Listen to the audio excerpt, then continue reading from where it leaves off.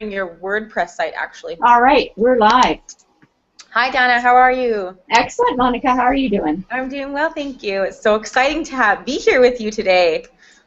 And for me, too. Absolutely. I'm really excited to see you at the next event, and I was just hoping to get a little bit of your time to introduce you to our network of women in business, since you are very experienced in this field. So thank you for coming on air today. Well, thanks for having me. It's going to be fun. Yes. Would you like to just start by introducing yourself and a little bit of your background so that the ladies kind of get a feel for who you are?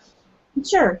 I was someone who was in the corporate world for actually about 50 years, and I never thought that I would be self-employed, but it just happened that as much as I had a great career in corporate, I just wasn't enjoying it anymore. The passion wasn't there, even though I had a great, successful career. So I just started dabbling in interior decorating and found out that I really had this very creative side to me.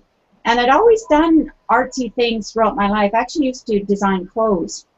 Oh, nice. And I used to make jewelry, and I used to make lampshades and slip covers and things like that. So I've always done that kind of thing as a hobby, but you know, the mindset said, oh, that's too much fun. You can never make any money at it, right? So I just kind of ignored it. And then when I was 50, I took the decorating, found that I loved it, and I sort of fast-tracked things. I started I started with a plan, like how, you know, you always want to see the end result first and then kind of work backwards, like how will that feel when you're not doing what you're doing or your business grows or whatever. So for me, I thought, yeah, I think I could make a living doing this, but I tried it part-time because I kept my corporate work because, like a lot of women starting out, we still have to pay the bills. Yes. And I don't believe in just, you know, I believe in taking a leap of faith, but not just doing it blindly. Like, I think we need to have a plan to do that. So I did, and I worked, you know, I went from 5 days a week to working 4 and 3, and then I worked in a fabric store, furniture store, design store, all of that. So I really got immersed into what it would feel like to be into another field that I'd never been in before. And so I was about 50. I just went in and quit my job one day, and honestly have never looked back. So I've been doing this for a very long time, and I've had a few different businesses along the way as well. And yeah, so that's sort of how I got started. Excellent. Being an entrepreneur. That's excellent. I wanted to ask you a little bit about your law of attraction, because there's many ideas out there about using the law of attraction, and how would you describe how you were using it? Okay, that's a really good point, Monica. A lot of people got introduced to The Secret. Yes. And The Secret, we say with the law of attraction, how I've been trained, is that it was very inspirational, but it wasn't a how-to kind of thing. And I'm a how-to person. Like I'm a trainer. I'm the archetype of a teacher. So I'm always wanting to teach people simple ways to do something. So I started using the law of attraction actually when I was 35. And the way I used it then is I looked at everything that was not working in my life. Sorry, that was a cat walking across. Everything that was not working at my life. So I did what's called a clarity and contrast list. So on the what I didn't want side was I was broke, Monica. I was recently divorced. I was working 3 jobs, none of them just barely covering my expenses. And I was with a man that I didn't really respect any longer. So it was all of the things I didn't want. And I sort of had one of those aha moments. It's like, you know what? I'm done. I just can't do this. I've created this. I can recreate this. So then I just focused on what I wanted. And so that's how I use the law of attraction. When I teach it, I teach a 3-step deliberate creation or deliberate attraction process. And I've used that throughout my entire life, even though I only recently became a certified law of attraction trainer. I've just been doing it for so long. I thought, you know what, I'll just go get a certification in it because that, you know, like a lot of people, if you're looking to get more credibility, then getting certified in something or taking courses just, Yes. you know, adds to you being perceived as that expert. And you do become the expert, right? So I'm Yes. very immersed in this whole law of attraction. I love it. I mean, I don't think there's a minute in my day where I don't operate with it or I'm not aware of it because it works 24/7. It's just like the law of gravity, right? It's always working, whether we know it or not. For someone who has never been introduced to the secret or the law of attraction, do you want to just maybe give us a short little rundown of what it is, what it entails? Yeah, thanks. That's a good question, Monica. So I think the easiest way to explain that is to just give this definition that, you know, you attract into your life whatever you give your attention, energy, or focus to, whether wanted or unwanted. So, for example, for someone that, you know, say they're looking for clients and they don't find the right client, or they get hired by somebody that is not very nice, doesn't have the same values, doesn't pay them on time, until they actually stop and say, okay, I don't want that anymore, and say what they do want, they'll continue to attract that type of client. And as soon as they get it and say, okay, well, my ideal client is someone who pays easily, who respects me, who loves my work, who loves to refer me, that's when you change the energy. Because whether you're focusing on something that's negative, you're going to get more of it. But if you switch that and change the vibration, because all we are is energy, to something that's positive, and it's like, oh yeah, I want more of this, then that's what the universe keeps on giving us. Yes, it's so what we want. Yeah. What would you say to, because our network is full of women in business, and many of them are at different stages. Some have been in business for years and years like you, and some of them are just starting. Is there something specifically you would say to women in business? Just a little tidbit maybe of something that you can think of off the top of your head today, specifically toward being a woman in business and using that law of attraction as something that they could really incorporate in their business model. Yeah, definitely. I'd say the first thing is to be really clear on what you want your business to look like. Exactly. You know, is it part-time? Is it full-time? What kind of hours do you want to work? Are you someone that likes to work at night? Then you've got to find yourself to be able to do that with the lifestyle that you've got. Or maybe, you know, maybe it's the opposite. Maybe you like working early. Maybe you don't like working any regular hours, right? So you decide, right? It's all about getting clear on what you want. And you also have to, again, as I say, kind of run the movie backwards. When you've got what you want, even you may not know how to get there, Monica. When you've got what you want, you're going to be much clearer on it, so the universe can start giving you those things. And something that a lot of people don't understand about the law of attraction is this whole thing of allowing. When we say allow it, it doesn't mean, it's not woo-woo.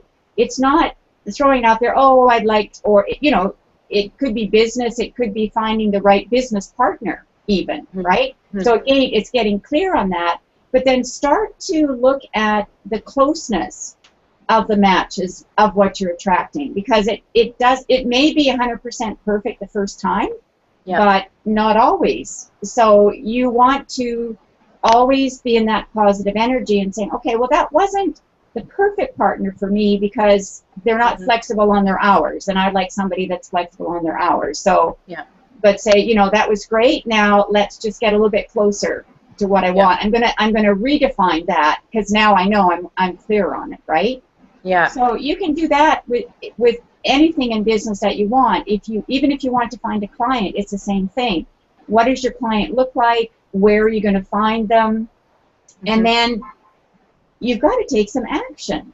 Yes, that's a big step, you know, right? And that's the biggest thing. And the biggest thing with if I could only tell women one place, if they didn't have a big 90-day or, you know, 1-year marketing plan, if I only gave them one tip, it would to be someone who does networking. Yes. And that's why your group is so fantastic, because, you know, years ago when I used to be in corporate world, I used to go to the Vancouver Board of Trade, and I traveled a lot, so I'd go to all the cities' boards of trades, and we'd network, And women used to call it the good old boys club because it was just, it didn't seem very conducive to the way women like to network. But Yes. now we've got all these great meetup groups, great networking opportunities where women connect. We connect so differently. Yes, from we men, right? sure do. Yes. And it's not all about, sometimes I go networking. Like I mentioned, this luncheon I'm going to tomorrow, I'm not really going there to get business. That's not my intention for this one. I just want to enjoy myself. I want to get to know the women better. So in this case, it's not that I want to give. I want to be able to help some women, have a conversation. I'm not there to sell anything. And there's something that all people dislike, that we don't like to be sold to. Yeah. But we do like to buy.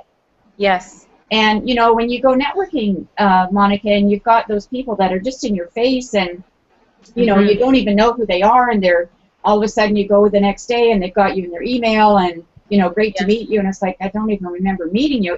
That's just not how we network anymore. So I always say, I think also specifically women aren't networking that way anymore either, because we are also at the forefront of, a lot of us have businesses and we're doing lots of different things.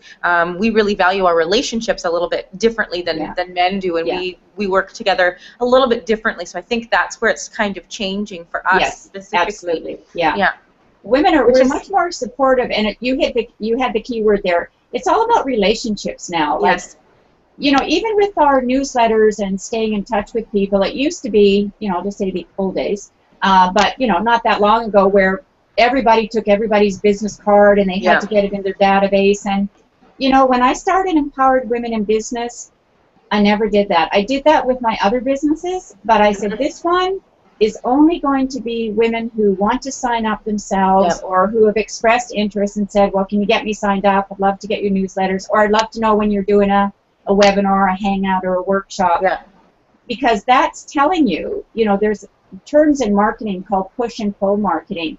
That's where they're actually wanting to be part of what you've got. So you're attracting them, which is a good thing, rather than having a database made up, because that's energy as well, right? If you've got a lot of people in your database that you don't even know and you've just put them in there, chances are they're just not going to buy from you. They're not going to be referring you because they don't know you. That's right. Right? Yeah. No, and that goes back to the law of attraction and being able to attract the ideal client and those relationships to grow the business, right? And have fun doing it, right? Absolutely. Yeah, and that's another operative word there. Have fun, right? Because for me, when I left corporate, there were some fun times. It wasn't always work, although lots of times it did seem like it. But I vowed to myself that when I became self-employed, which I have been since about 2002, but 2004 full-time, so that's, just over 10 years, it had to be fun. Yeah. That I didn't want to talk to anybody I didn't want to talk to. If in my coaching, if I didn't like them, and I sensed that we weren't going to be a good fit, it didn't matter to me about the money. It's like, no, we're not a good connect. It's not worth it. Life is more, we're really on this planet to be happy. Yes, it's so true. And, I love that song, that's just so good. That's the whole thing he's got going about happiness, right? Yes. It's true. Like, we're supposed to be happy here. And it doesn't matter what your age. So, if women in their business and they're not happy, then, they may be doing things in their business that are not kind of what I call their sacred gifts. I look at, sometimes people are just not in the right business, or they need to delegate a lot of stuff that they're not very good at. I mean, I know when you first start out, you're doing everything, right? I mean, I did my books, which I just detest doing. I did all my admin. I followed up myself on phone calls. I did everything, right? Did my own website in the beginning as well. But now, I have contract people. I don't have any employees. That's a business model that I chose, but I have a lot of people on my team that I know I can always count on, and they're there to support me. And I do surround myself with like-minded people, because that keeps the energy up. Because a lot of women, Monica, are isolated. Yes. right? Well, and when you're surrounded by people who are not on the same page as you are Yeah. in terms of your life or your personal or professional goals, that also affects your business and your energy, like you say, and brings you more of the energy that you are surrounding yourself with, right? So that's another key thing I think that's really important to remember, is to surround yourself with like-minded people who want to grow, right? Yeah. Which is, I think, why I found you, actually. There you go. It's true. Well, we found each other, right? Yes, it's true, yeah. Because that's one of my goals is, not that I talk a lot about age, or I don't even think about an age, but often when I tell people that I'm 65, they go, whoa, well, you don't look it or whatever, which is always a nice compliment to a woman, right? Yes. But I tell them that because my mission is to educate, inspire, and empower women to create successful businesses. So, if I can do the educating through the law of attraction or sacred gifts or whatever, but inspire them that, we women, we're a big force in the world right now. Like we are the change agents. Yes. Right? There's so many women leaders now, women in power. I mean, I'm sure Hillary Clinton is going to run for president, and she may make it this time, right? So, right. And there's lots of women leaders around the world now, and all of that is changing. So we, I think we live in we do, Monica. We live in a very privileged society, right? And especially even us here locally, we live in one of the richest cities in the world, but there's so much more that I think it's not necessarily a duty, but I like to think that women feel more inclined to do more charitable works or get involved with something that they really believe in. And that's what's going to change the world for those women that are, not in the same position that we are in developing countries or whatever. I mean, we all have our places where we look to help other women, right? And I know your group does that, and that's what women are all about, supporting one another, but also empowering. Yeah. Right? And that's one big thing with the law of attraction. When people say they're trying to do something, that's just not a law of attraction word. You're not. If you're going to try, chances are you're not going to do it. But, think about empowering you. You're accountable. Exactly. You can't blame anybody. You may not agree with everything that you've attracted in your life, but if you really sat down and looked at it, you might go, well, you know what? Maybe I was thinking that, and maybe it wasn't the best thoughts about somebody or something. So you have that opportunity in that moment to just, do what I call the reset vibe, like just stop and always ask yourself, so what do I want this to look like? And then just move forward in that direction. And something that you just said about being surrounded by people that are not like-minded. One of the best things to do that I found, because, sometimes family members, they're not on the same page, right? So my advice about that is just keep practicing and using the law of attraction, and they are going to notice, wow, she's always happy, or look what she's attracting, or she's got more clients, or how's she doing that, and because we can never make anybody, want to learn, we can't make anybody change, right, Monica? So I just say, be the model, be the role model of what it is or how you want people to be, and know that we're human too, right? We're going to sometimes make mistakes, but that's what I like about now, having done this for so long, I just catch myself like that. Yeah. And, there's certain words that I don't use, or don't is one of them, actually. I'm very mindful. Don't, not, and no, those three words. I'm very mindful and say, all right, what do I want? Or even someone, complaining or moaning about their business or whatever, just stop them and very lovingly say, so what would you like your business to look like? Yeah. Who would be an ideal client? Who do you want to hang out with? Where do you want to go networking? Exactly. Right? No, it makes so much sense. And sometimes I think it just takes that little nudge from people like yourself that can just say, hey, well, let's just stop and reset your vibe, like you said, and just take a little bit of a look at it so that you can move forward. Very important. Yeah. I was going to ask you also, since the statistics say that most small businesses fail in the first year and never make it past 5 years, how did you grow your home decorating company from zero to a six-figure income in less than 3 years? Primarily networking.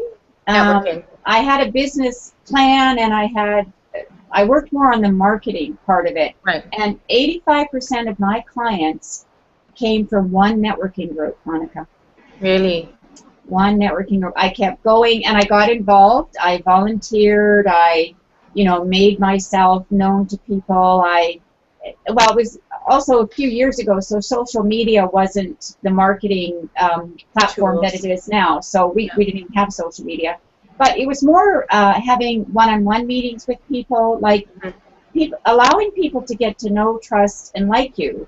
That's when they'll buy from you, right? So I did a lot of networking. I just immersed myself in the decorating world because I didn't really know anything about it. I knew the paint stores I liked. I knew the fabrics that I liked. Yeah. I knew places where I liked to shop. But as I said, I started working in a fabric store part-time. I made $11 an hour. Yeah. I went from making a pretty darn good corporate salary to $11 an hour. Yeah. But I said, you know what? This is just training. So that's right. Obviously I had a bit of money, some money to support myself. I like abundance. Yes, it's true. Yeah. So, having that plan, but working in that business where I got to understand more about the clients, the customers that would come in, what did they need, were they moving, were they selling, and then, going into paint stores, letting people know what I was doing, seeing how we could work, what strategic alliances could we have. So you have to immerse, with the gals that come to your group, they need to immerse themselves not only in the part where there's strategic alliances or possibly joint ventures, but just letting people know what they do. Exactly. And then you have to ask for the business. It's true. Right? I have a question. Yes. About when you say you made yourself really known to people. Very recently, I've been getting a lot of questions from women who want to start a business, or they have a great idea, but they're afraid of being like this high on a screen and out there. For numerous different reasons. They don't want to be too much on the internet with the social media the way that it is. So some of them are a little bit scared. Is there something that you would maybe say to those women, specifically how they would get known without being too forward in their social media marketing or their marketing approach? Well, the one thing about social media that we want to avoid is selling. Yes. Right? So to me, I use social media just to engage with people. So, I know, because to me that's kind of a limited mindset. You're afraid of, people don't want to get knowing you. Sorry? I feel like some of them are afraid of people knowing them. You know what I mean? Like they would rather be an anonymous business. Really? Whereas like you and I, we work as brands of our faces of our business, right? But lately, for some reason, people are afraid to get out there for some reason. Is there anything, have you come across that lately? No? No, so can you give me an example of someone who wants to be behind the scenes, like a virtual assistant, or? No, they want to have their own business, but they're afraid to do the promotions and the marketing themselves. So like something like this, what you and I are doing right now, would be very frightening for that person. They would rather be like kind of anonymous in terms of like, instead of being Dana Smithers or Monika Blichar, they would be just a brand without, like Lululemon, or I don't know, like The Brick or something like that, where there's no actual persona attached to it. Do you see what I'm saying? Yeah. Well, but then they have to get the brand of the company name out there, right? Yeah, it's true. It's a catch-22, isn't it? Yeah, I mean, you have to, even with Lululemon, I mean, some people know the founder and that sort of thing, and the story that goes along with that. But, I mean, even if they are The Brick, there's still people that work for The Brick. But if you look at, The Brick still has a marketing plan, right? And their platform is a lot of TV, a lot of, and in fact, probably not more so TV, radio spots, that sort of thing, then certainly they use social media. But Yeah. yeah, I mean, you have to market. If you're not marketing your person per se, because we say, usually in solopreneur businesses, we are the business, right? Exactly. However, if you have a company name, that's still your brand. Yeah. So you're still representing the company. Somebody has to sell the business, so who's selling the business, right? Because if people cannot buy from us if they don't know who we are. Who to contact. Yeah, like if you're, all marketing is because I have written a book. My first one is Start and Run a Home Staging Business. So it's, from the very get-go, from your brand, to the marketing, to the business plan, and then a little bit more on the staging part of it, pricing and all of that. But all marketing is educating and informing people what you do. So it doesn't matter if it's your company. Yes. If it's a restaurant, people still have to know, and it's still the internal staff that promote the business, right? Even though someone may just be promoting the company name. I'd be happy to talk to some of those people because I'm not quite understanding. People can't buy from you if they don't know, period, right? Exactly. And your comment about most businesses failing after 5 years, they do. So I've been very fortunate because I've had 3 businesses. And I just recently sold my home staging business. And, when I started that business, I set my intention that I wanted to have something to sell. Nice. In 5 years. That's great. So I did it in 6 years, but that's okay. Right. So if you're never planning on selling your business, that's fine. But if people have read Michael Gerber's book, The E-Myth. Yes, I've read this one, yes. Yeah, The Entrepreneur in Real. The thing he says is start your business with the end goal of selling it in mind, right? And I think that's really, really key, to what you want to, even like you have to market yourself. Yeah, it's true. Or I your totally business, agree. right? Or your business, but still, you're the representative of the company. And if people are a little bit shy, Monica, if that's sort of what you're saying, there's other ways to do it. They can do, do e-articles, do articles online. I've had a lot of articles. Like your group is the artist community. I've done tons of articles. In magazines or newspapers, just get an article together that would interest, the readers, the distributions, clients, or who would want to read it.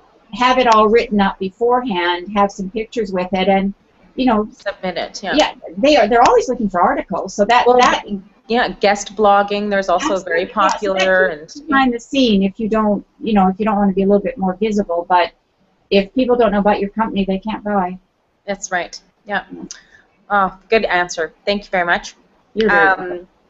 I was going to ask you, as a certified law of attraction trainer and small business strategist, what's the best advice you could give someone when they're starting out or they're stuck in their business?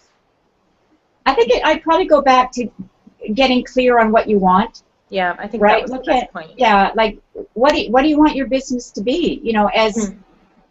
For me, when I had my decorating staging business, I worked a lot. Yeah. And I would say I worked 7 days a week, and sometimes I worked 3 nights a week as well, because I also taught decorating at night school. So, kind of know that you're going to, if you're just starting out, you're going to have to work a lot. If you know what you want. Now, again, if it's just going to be a part-time business, set your hours. But I think it's always important to know what that end goal is. How much money do you want to make in a year? I'm not so big on doing 5-year plans because things move so quickly and change so quickly on our world. But if you have a good, solid, what do you want your business to be like, say, in 2 years? How are you going to grow that? And then the next 2, I think that's very viable and very doable.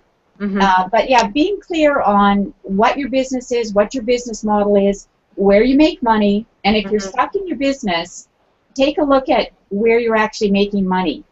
Yes. And if something's not working for you, don't feel ashamed or upset or whatever about letting it go. Just let it go.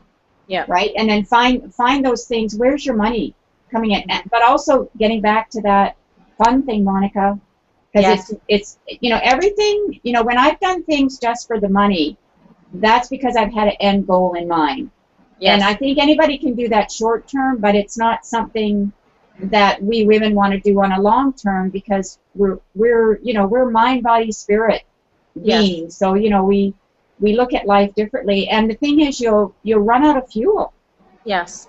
You'll get resentful, you get tired, then your business won't be fun anymore. So and people can feel that. They feel that if you're not having a fun time, if you're not enthusiastic, or going out and trying new things and meeting new people, and they can feel that, they sense that from you. And like with the like-minded, going back to that again, they don't want to hang out. Nobody wants to hang out with a negative Nancy all day, right? So and or that desperate, let's call her desperate diva, right? It's like you can tell when people are desperate. It's like when I do my talks, I talk about, wouldn't it be nice on our phone if we had a vibrational meter reader app, right? Where we could walk into a group. But we have that ourselves internally, right? That's our gut feeling. But you can go into a group and it's just, or a store or whatever, go like, ooh, like I just want to, I'm out of here kind of thing. And trust it, because you're just not vibrating at the same.